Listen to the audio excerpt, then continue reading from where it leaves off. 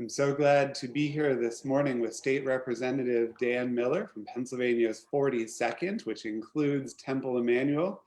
Dan, how you doing this morning? I'm good, Aaron. Thank you. Thank you very much for bringing me on today. So great to talk with you as always. Oh, so where are you at right now? So I am in my office here in Mount Lebanon. No one else is here. I come up here probably 1 or 2 days a week still, get a whole bunch of work kind of done. But yeah, no, I come up here. There's some things occasionally too that we need a person to take a look at, and that's my staff doesn't come up, I come up. So that's where I am, right on Washington Road. Wonderful. And I know that you are staying connected to lots of different constituents. What are you hearing right now? What are you seeing throughout your district? You know, we're hearing about a lot of pain, is what we're hearing about, a lot of struggle. And that really was spiking last week, continues this week, in particular for jobs and concern about when money will be coming in, when the federal, lack of a term, stimulus money will be coming in to households. So we are inundated right now with those types of requests in this district, challenges with the system that is, to be honest, of course, it was never really designed for this influx. But our unemployment system had massive challenges before this crisis. It really has not been funded or supported properly for the better part of a decade. And that has obviously, despite the best efforts of many, and they are working very hard there. Look, we've had over 1 million people apply for unemployment. Our previous high in Pennsylvania was 168,000 a week for a month. We've had 1 million in less than a month. And those are the types of challenges. That's the number one issue that is coming across our phones and our emails today. Yeah, and that is a lot of pain, not only financially to families' bottom lines, but emotionally as well. It's there are other concerns that come up as stress in households increase. Again, we're hoping to see some relief coming quickly. The processing time and unemployment of the state is a big issue of what we're trying to narrow that window down. But yeah, look, there is a cascading amount of problems when work in particular is not there or is delayed in some fashion. We talk on a variety of other issues, mental health, of course, as well as domestic support. Those are things that we are concerned about. We do talk about. I was on the talk not too long ago to one of our domestic violence experts as well, just to try and get an understanding as to what they're seeing or not seeing, and what we can do and say, perhaps that could be sure that people understand resources are here. And to be honest, one of the things we talked about yesterday in my staff too is we're trying to work on a little more positive emails that occasionally try and put out there too, that are just talking about how we can be supportive of each other. Because we don't want it to be that everything they get is a negative, negative, negative. We're in challenges, there's no doubt about it. But we also don't want to double down on some people or some households that may be more impacted and struggling in that context. So that's what we're concerned about. We're trying to think about. Absolutely. I think it's so important. I've had the chance to talk to a number of psychiatrists and psychologists who have said one of the dangers right now is the news, that we have to stay informed. But if we fall into the trap of leaving it on all the time, we're caught in this circle of hearing just repeated statistics and numbers, and it really pulls at us. And so I commend you for thinking about the other side. Well, we, as you know, in particular, I'll probably just pivot quickly to mental health. I guess you could see in the background there, with the help of traditionally Bethel and St. Clair Hospital, your congregation always supportive. We always do every year a big mental health and disability event, at least one that's massive. We luckily just got ours in this year before the crisis really started impacting. So I try to stay in tune with that community and with those providers and advocates to be clear with what we can do to help. Access continues to be a problem, also depending on where you are in the state, and some telemedicine issues that still have not been fleshed out across the board the way we would like it. And we still have some people too who we kind of been pushing for a little greater access, an opening of the ACA again to allow for more people to have coverage across the board now for healthcare. And that is a real issue. We need some help on the federal side to try and expand more windows of opportunity for people along that line. Thank you for the work you're doing in that area. It's so important. And speaking about work, I realize that yours is a 24/7, 365 job, and particularly today because the House is in session. Like yours, I'm pretty sure, like yours. Yeah, We're in session now, and one of the good things that we did, this was done in a bipartisan way, was that we amended our rules maybe about 2.5 weeks ago, something like that, where we allowed for the first time ever for us to vote by proxy. So this is where we instruct our whips who help kind of coordinate floor action, what our particular votes may be on an item, a bill, an amendment, anything that comes up. So the votes go smooth. That's not been an issue. I sit here with my computer here at work or my laptop or anything else that I want to connect with. It's rather easy to monitor that. I will say there is a bit of a disconnect. It's something that we're still trying to figure out, a gap in between how the process used to work and how the process is working now. The ability to influence debate, to hear other members speak, other ideas come up. Those are things that you really do need in the legislative process to help kind of flesh out ideas and understand impacts or things that you're missing. So that has been the challenge. Voting is easy. Voting, I check it. It's all done how I would like it to be done. My votes are there. They're locked in. But the other part of the legislative process, it really kind of makes for better legislation, I think, that helps more people. I'm not quite sure we're there yet because we can't figure out how to communicate to each other in a way that allows for real-time discussion. Yeah, I took a look at your calendar. You guys are working on a lot of things from a distance. I'm curious both what you're working on, and if I could go off script for a second, just based on what you just said, I imagine that not being able to communicate well, but only getting to vote, has the potential to exacerbate an already hyper-partisan time. Look, we obviously, I think everybody hopes, and tradition somewhat shows, that in times of great challenge, the nation pulls together in many ways. I hope that is the case here in Pennsylvania. It was the case at least early on. This week, we've been hitting some roadblocks, stumbling blocks into that. Again, I'm someone who believes that the legislature has a key role to play in this, not to impede the executive agencies, whether it's Rich Fitzgerald here in the county or whether it's Governor Wolf. The legislature, even here in Mount Lebanon, I don't run the fire department. I don't run the police department. We have executive agencies for a reason. And for the most part, the county's been doing fantastic. Mount Lebanon's working hard on a variety of issues, so forth. Many of our towns, Dormont and so forth. But the challenge for us on the legislature is how can we have to fund and provide at some point some degree of oversight as well that comes into this. Understanding where to put money, how to get money, and to how to help the most people. Those sometimes can be challenging issues for us to come together on and agree. We did it last week pretty decently in addressing at least a first wave of school-related questions and problems. So that was a good thing. Now, as we're trying to get into some bigger issues in some ways, it has been a little bit more challenging this week. My hope is that we're going to continue to focus on the proxy system. The proxy system means that we're in agreement. So if one side doesn't agree, they will pull the proxies and bring us all back. Okay, so we all have an incentive to try to compromise, to try and get things done. We're in some growing pains on how to get that through, because as you referenced, I don't think anybody would say that Harrisburg has been a bastion of bipartisanship, particularly over the last maybe 15 years. Sure. An interesting question from someone who is listening to us right now and is watching Wisconsin tear themselves apart over access to voting.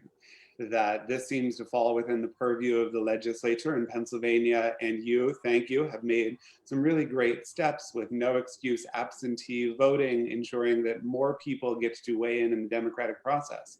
I saw that the primary has been moved, but Yes. boy, it's hard to imagine that life is peachy and we're all running around giving hugs in November.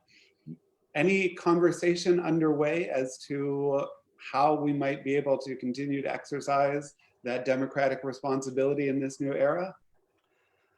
Well, mail in. You got to mail in, right? So, look, the law was changed in 19, right, to allow for mail in. You called it no excuse absentee. It's slightly different, but it's all the same at the end of the day. Like you referenced, typically, you needed an excuse. You need to provide an excuse to get a mail-in ballot, okay? And some people maybe found that excuse to be more, real than others. Others, it's quite legitimate. You had to be away from work. You had to be sick, those types of issues. What we did see, of course, was several states have started into not only just mail-in options, but a couple of them mail-in total. And there's been a lot of pluses for that, as that has seen in especially I'm thinking Oregon and Washington State, perhaps increased turnout percentage, and that's important. So the mail-in system is there. It is the safest thing for us to be doing right now. Don't forget, before November, our primary is now June 2nd, right? And some people say, they go, well, what's the insurance that will be safer to go to the polls then? And I'm like, look, it's never been, I can't tell you what that's going to be.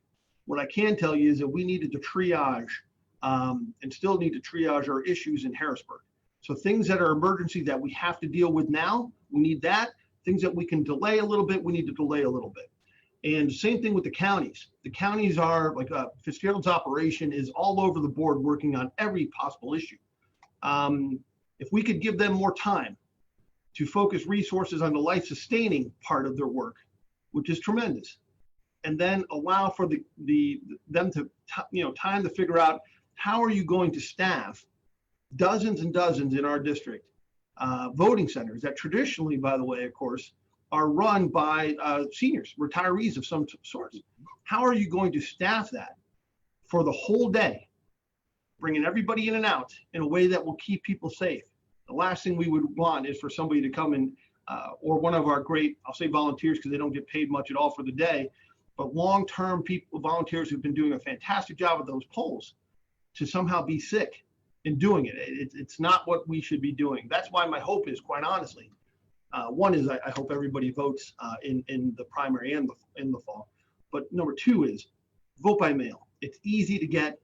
There's a link. We sent out an email not too long ago. It's easier to do online. You'll be done in a couple minutes. It'll be coming your way. It's the safest part to do. I hope everybody signs up for it now. Great, thank you. So Pennsylvania's state level response has been one of the most proactive in the country in many ways in trying to get ahead and flatten that curve. What has been working well from your vantage point? Where do we still have more work to do? We've been seeing numbers about how we, and especially maybe in the West a bit more, but been able to control community spread better. There's been a lot of, I think, singing from the same book as far as Democrats, Republicans, county, state officials, all sharing the same message. And then a lot of great work, whether it be synagogues or churches, mostly all of them saying the same thing as well regarding good social distancing. We've been seeing better business practices that have been instituted. There's a couple, not to give a plug, but I've always been loving what Trader Joe's has been doing to keep their place as safe as possible. So those things are working. On the state side for it too, like I said, our efforts to relieve some of the pressure in the school districts have been positive. Our moving of the election is positive. Some of the work that we've been trying to do to get money into small business hands is positive. The challenge, of course, though, is that we need help. So even the state can't do enough, in my opinion. We need help from the federal government to talk about what we need to make sure people have jobs to go back to. And that's a big thing. We also now, I mean, look, the rollout, I think the governor has saved lives. I'll be honest. I think the governor straight up has saved lives with a lot of what he has been doing. That being said, we are aware of certain points of confusion that have come up. Some of it very valid. I think some people may be a little harsh, perhaps, in looking for perfection in a time of emergency. I think some of them are a little harsh, perhaps, as they debate, well, who gets a waiver for businesses and who does not. We're going to continue to flesh that out. It's a debate that we're having now. But look, I'm telling you, my real belief is we need to focus on April.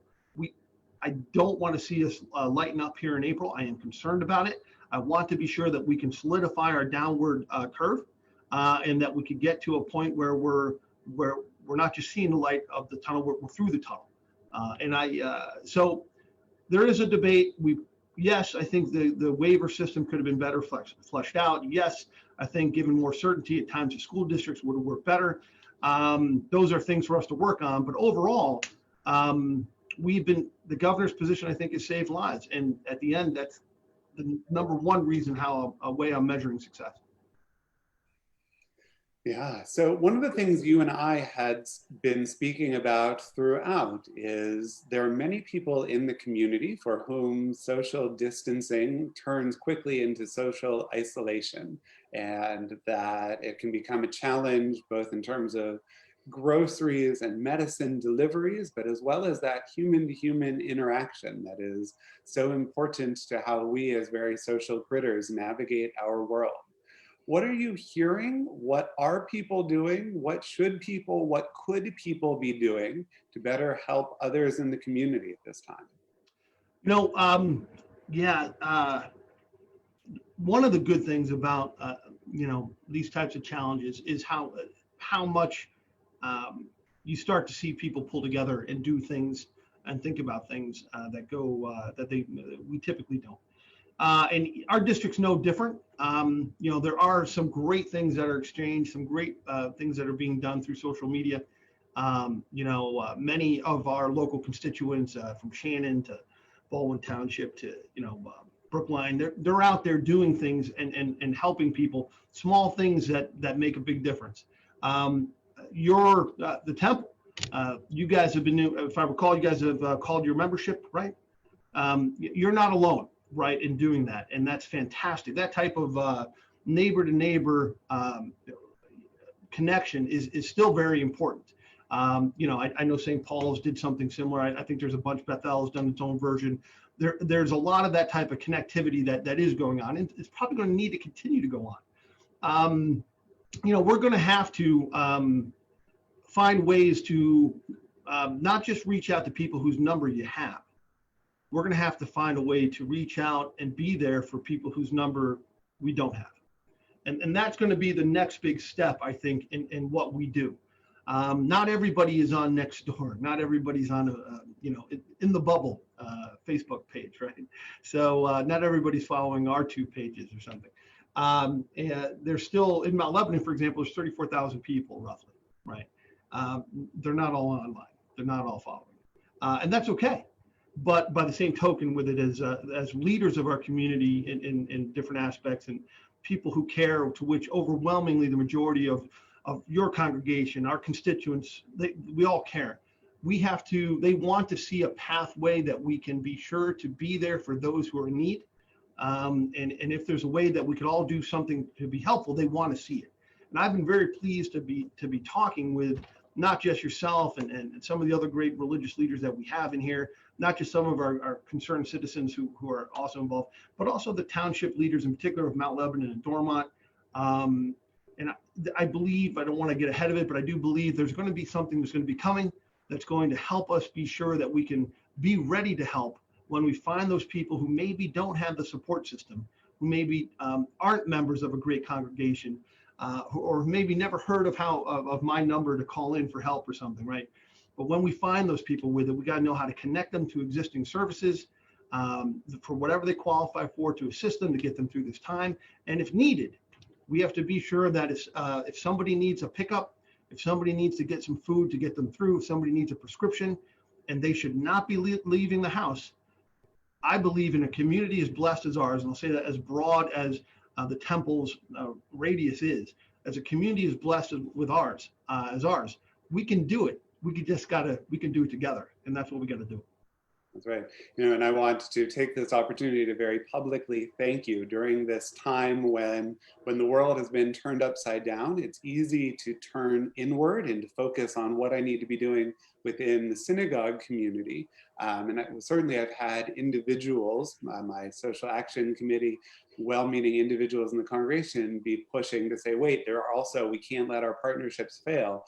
You alone, among many of the leaders and elected officials, have been pushing for a broader community approach to those who are going to be hurting, not only now in the short term as we're worried about our physical health, but in the long term as we wrestle with the repercussions of this, both economically and with mental health considerations. So thank you for pushing all of us to do better. It's so important.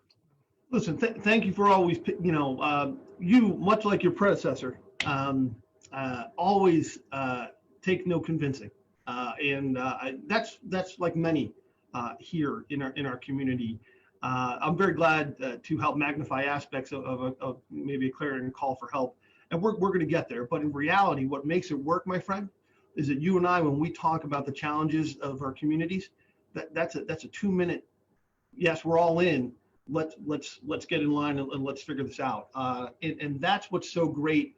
Even when we talk to some other like a nonprofit like the Mount Lebanon Village, or different aspects of our community who are like, just tell us how to be in. We want to be in, and that includes some people too who are going beyond what their typical missions are, what their typical priorities perhaps may be. Maybe as a religious institution, maybe as my office, maybe as the Mount Lebanon Commission, we're doing things that typically we don't do.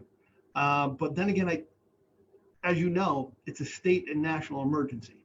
This is the time for us to be out there and to be open for others for it.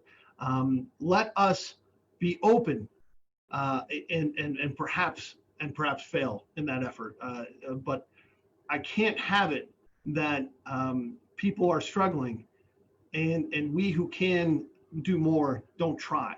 And that's what we have to do. And thank you for always being such an easy, I'll say sale, but you're a great friend, and your people of your congregation as well. Like I've always said, there is no community here in the South Hills without the great people of the temple, as well as Bethel in particular, who have always been willing to do more. And so I thank you very much, because it's one of the things where I can move up, go, I may have to spend a little more time talking to this person.